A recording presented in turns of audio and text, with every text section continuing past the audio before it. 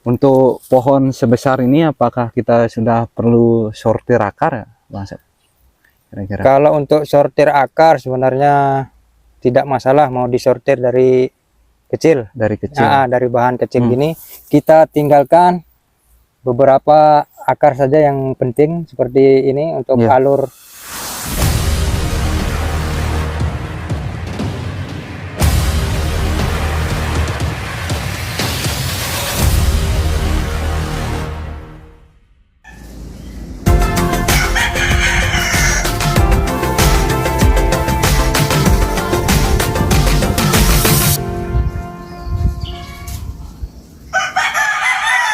Assalamualaikum warahmatullahi wabarakatuh. Kembali lagi bersama saya Utama Asep Bonsai. Untuk teman-teman semua dimanapun Anda berada, semoga sehat selalu, tetap semangat, tetap berkarya, dan tetap berpikir positif. Kali ini saya akan mengajak teman-teman melihat bahan budidaya yang ada di sini. Sekaligus kita akan berdiskusi bagaimana untuk programan bahan bonsai yang dimulai dari nol.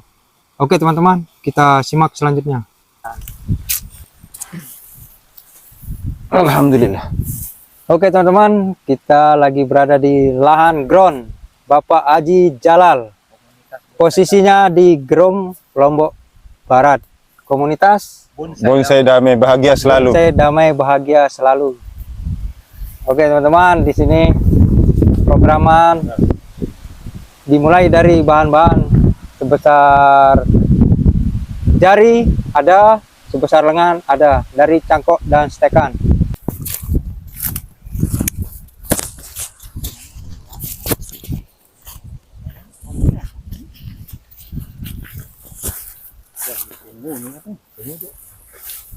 Gimana? Enggak, kemarin beli di Lombok Tengah. Untuk pohon sebesar ini apakah kita sudah perlu sortir akar ya, Bang Asep? Kira-kira. Kalau untuk sortir akar sebenarnya tidak masalah mau disortir dari kecil. Dari kecil. Dari bahan kecil gini, kita tinggalkan beberapa akar saja yang penting seperti ini untuk alur. Itu cukup 4 atau 5 saja kita tinggalkan, sudah bisa. Dan ini teman-teman, ketika kita baru menanam bahan bonsai, baik itu dari stekan, biji atau cangkok yang masih berukuran kecil seperti ini targetnya harus ada nih, mengejar yang the max, medium, paling tidak segini. Ya, sebotol sirup. Ya, sirup obat itulah. Ya. Karena dia ini pendek soalnya. Ya.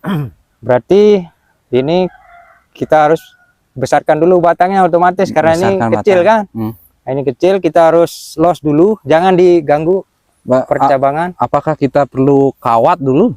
Kalau umpama kan besarnya segini, ya, untuk kita bikin gerakannya itu biar bagus, apakah perlu kita kawat dulu?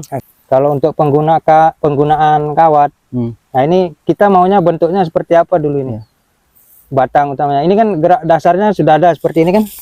Ini sudah ada gerak dasarnya ini untuk batang dan kecabangnya. Apalagi yang mau dikawatin? Oh gitu ya? Iya. Karena apa? Bahan dari nol. Ini yang kita utamakan adalah jadikan dulu pondasi. Pondasi. Kalau nanti pondasinya ini sudah bagus, sudah kokoh, berarti pondasi itu akar. Akar sama batang. Ya. Nah, nanti bagaimana batang ini bisa besar terbentuk? Ini seiring dia akarnya besar, teman-teman. Ini otomatis nanti ikut besar batang. Nah, ini sudah dikawat seperti ini. Ini tujuannya sudah beda lagi, mau membentuk karakter batang pohon yang ekstrem, gaya ekspresionis segala macam kan. Ya ini wajar. Dari kecil kita mengarahkan membentuk batang utamanya. Prosesnya seperti itu. Kita biarkan dulu ngelos. Kalau dicangkok dulu ini. Kalau untuk dicangkok mungkin tidak masalah kalau cangkok karena dia masih jalan. Iya. Tapi kita pilih yang tidak dipakai ya. Tapi kalau untuk yang alur batang utamanya jangan, karena akan macet lagi, sulit untuk besar. Ya kayak gitu. Kayak begini Bang Asep kan, ini kan kita mau milih akar umpama kan. Ya. Ini kan ada yang besar satu di atas, di bawah, Ini lagi dia tumbuh di atas. Mana kita kira? Ya, kalau akar menumpuk begini, ini atasnya kita hilangin. Hilangin atasnya ya. Ya, kita buang, sisakan yang bawah nih, yang sudah besar di bawah ini. Ini kayak ini nih, yang kejepit ini juga hilang. Ya. Berarti nggak masalah ya dibuang ya? Enggak masalah. Nggak masalah. Karena yang pokok utamanya kan sudah ada ini. Yang dominan aja. Iya. Berarti kita program akar dulu, habis itu kita besarkan batangnya seberapa kita mau. Makanya kalau tadi mau mengejar target batang dulu, batang dulu, anggaplah ini batang sama akar di pondasi. Ya kita biarkan dulu besar. Nanti setelah mencapai target, otomatis nanti pengerjaan cabang ini bisa berjalan seimbang jadinya. Ini kan kalau kita tidak ganggu nih, seimbang besarnya ini nanti semua ini. Batang utama ini semua ikut stabil pembesarannya. Terus saya mau tanya ini, teknis kan biasanya kebanyakan di teman-teman ini kebanyakan mati dia simbol kalau udah mau angkat pot istilahnya itu kan. Iya, mau diangkat. Itu apa dia kekurangan atau salah teknis atau gimana dia? Sebelum bonsai ini siap naik ke pot, itu kita cangkok akar. Pokoknya usahakan akarnya ada yang baru, yang muda. Akar muda. Kalau sudah banyak akar muda, itu sudah aman untuk kita pindahkan.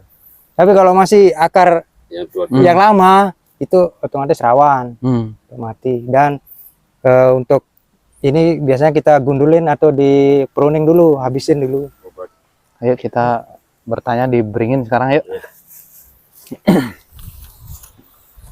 Inilah.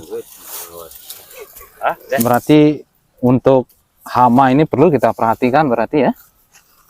Hama ini kalau tidak disemprot insektisida secara rutin paling tidak sebulan 2 kali. Sebulan 2 kali ya? Ya, ini pertumbuhannya bisa macet kalau tidak rajin nyemprot. Tapi kalau rajin nyemprot, otomatis nanti ujung daunnya ini kan tidak ada kuman ini, hamanya sudah mati. Ini tetap akan mudah jalan terus, jadi mempercepat pertumbuhan pohon. Karena termasuk salah satu alat untuk pertumbuhan pohon adalah di daun, ujung daun. Sebagus apapun pupuk bawahnya, tapi kalau daunnya tidak kita perhatikan, pohonnya tetap akan macet, sakit. Jadi kuncinya juga ini rajin nyemprot lah, semprot hama paling. Masuk ini teman-teman ini. Berarti pas kalau penyiraman kita semprot sampai ujung pohonnya itu tidak masalah itu berarti ya? Tidak masalah kalau siram biasa air. Ya. Malah lebih bagus. Nah, ini untuk pupuk bawahnya ini bisa kita pupuk ini. Kalau pupuk bisa, meskipun dari kecil begini langsung pupuk bisa. Kita kasih NPK bisa ya? NPK, tapi jangan terlalu banyak. Oh gitu ya? Ya. Nah, seperti ini teman-teman nih. Nah, ini ya makanya seperti ini contoh lah. Kalau memang terlalu rimbun seperti ini teman-teman, apabila ada cabang yang tidak terpakai, ini bisa kita buang. Yang penting tidak mengganggu cabang untuk batang utama atau cabang utamanya, itu jangan dipotong. Tapi yang kayak gini hidup tumbuh di sela-sela begini yang tidak dipakai ini dibuang, tidak masalah. Ya, yang penting jangan mengganggu yang utamanya. Karena fungsinya juga kita kurangi, yang tidak digunakan ini juga enggak mengganggu pertumbuhan itu, justru membantu mempercepat pertumbuhan batang yang dibutuhkan. Ya, seperti itu teman-teman. Ya beginilah kalau kita program dari awal bahan bonsai dari nol itu ya seperti ini teman-teman. Karena tujuan utamanya kan membentuk dasar dulu pondasi. Kalau untuk ke atasnya nanti setelah jadi dasar akarnya, dasar pohon seperti akar sama batang. Kira gambaran ke depannya gimana ini, kan banyak kita menemukan teman-teman banyak yang nanam segini kan, nanam dari sebesar jari, serokok kan. Banyak kita temuin akarnya ini dominan lebih besar dia dari cabang-cabang yang di atas ini. Apakah gimana prosesnya ini? Kita juga bingung nih.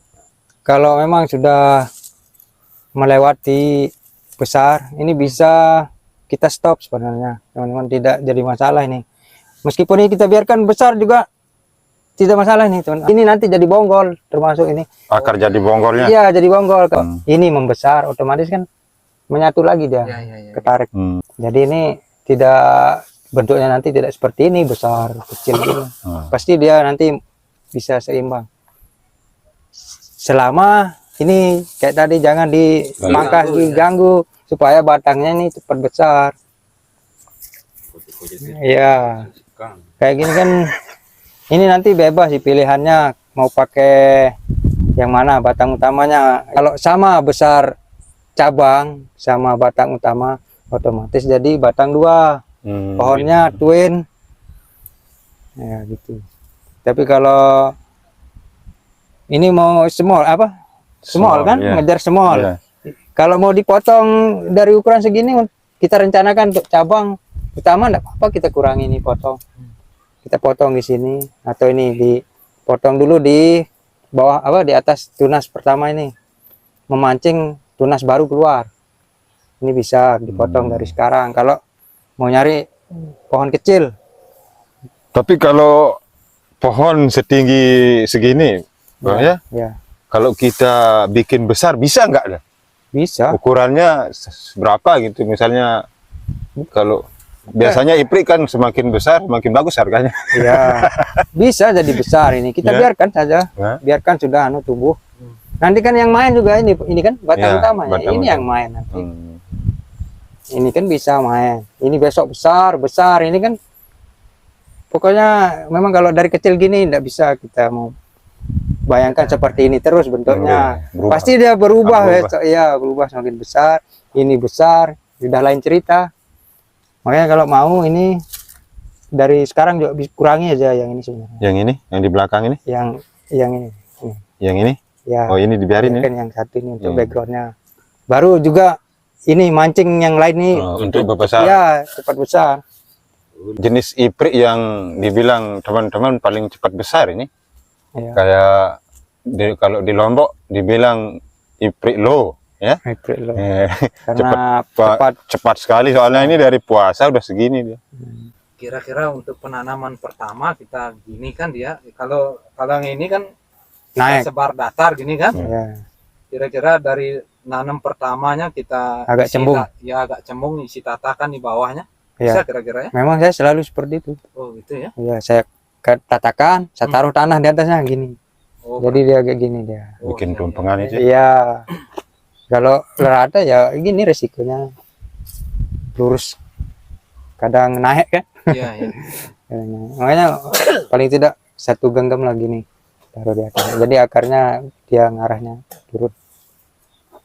Jadi waktu di pot itu besok pas ditaruh di pot datar kan bonggolnya ini di atas kan. Nah, akarnya itu terlihat nanti. Kita tampakkan akar. Kira-kira efisiennya ini kan akarnya sudah begini. Lebih bagus kita timbun lagi atau kita kasih angin dia? Mana yang lebih cepat pembesaran kira-kira ya? Kalau iprik enggak masalah, kita anginkan begini. Kita anginkan, angin ya. Iya. Soalnya dulu ini kan mungkin kepinginnya kita kan dia datar ke sini. Dulu mungkin di sini tanahnya dia nyari tanah dia. Iya, nyari tanah. Makanya nanti ini bisa sih datar kembali kan kalau kita pendekkan lagi ini kan. Buat baru sih dia ke bawah. Baru kan. Iya, buat baru. Kalau atas-atasnya ini dulu kita sortir nih Mas. Kayak ini kan dia ketemu gini. Ya. Bisa. Kalau untuk cabang ini tidak masalah dikurangi. Tidak masalah ya. Ini untuk apa anak-anak cabang kecil gini ya, yang ketemu di dalam ya. Ya. Kita mau sisakan di ujungnya aja, tidak masalah. Yang penting jangan pangkas. Jangan motong. Ya, jangan motong. Jangan motong. Kalau belum waktunya, jangan motong. Kalau targetnya sudah sebesar ini, potong. Ya. Tapi kalau mau besar lagi, ya biarkan ngelos gitu.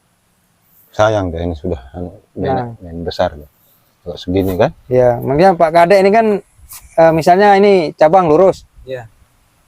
Kenapa dari dulu tidak dibentuk kawat? Biasanya kan gitu kan, mau diliukan. Ini bisa terbentuk teman-teman, liukan yang seperti diarahkan kawat dengan di cutting tadi, tumbuh tunas baru. Ya inilah yang yang membentuk nanti liukan.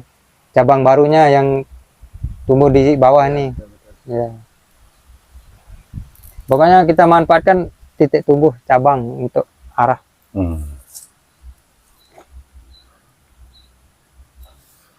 Nah, masalah media, Bang Sep. Ya. Kalau masalah media, bahan bonsai programan yang umumnya Iya. pasir kali ditambah sekam boleh, sama pupuk Kambing. kohe kambing. Nah, itu yang umum. Itu sudah jos. Yang penting rajin disiram dan penyemprotan hama. Jangan sampai seperti ini. Ini sudah Kelewatan. mengganggu ini istilahnya pertumbuhannya. Karena ujung daunnya nanti nih. Ya, assalamualaikum warahmatullahi wabarakatuh. Buat teman-teman pencinta bonsai, istilahnya nggak ada kata terlambat. Mari kita mulai tanam satu pohon, biar kita mendapatkan hasil yang bagus. Jangan lupa tonton atau jangan lupa subscribe Jangan lupa subscribe channel utama Asep Bonsai. Oke teman-teman, sekian dulu pembahasan kita mengenai bagaimana awal pembuatan sebuah bahan bonsai yang berkelas. Semoga bermanfaat, tetap semangat, tetap berkarya, tetap berpikir positif. Assalamualaikum warahmatullahi wabarakatuh.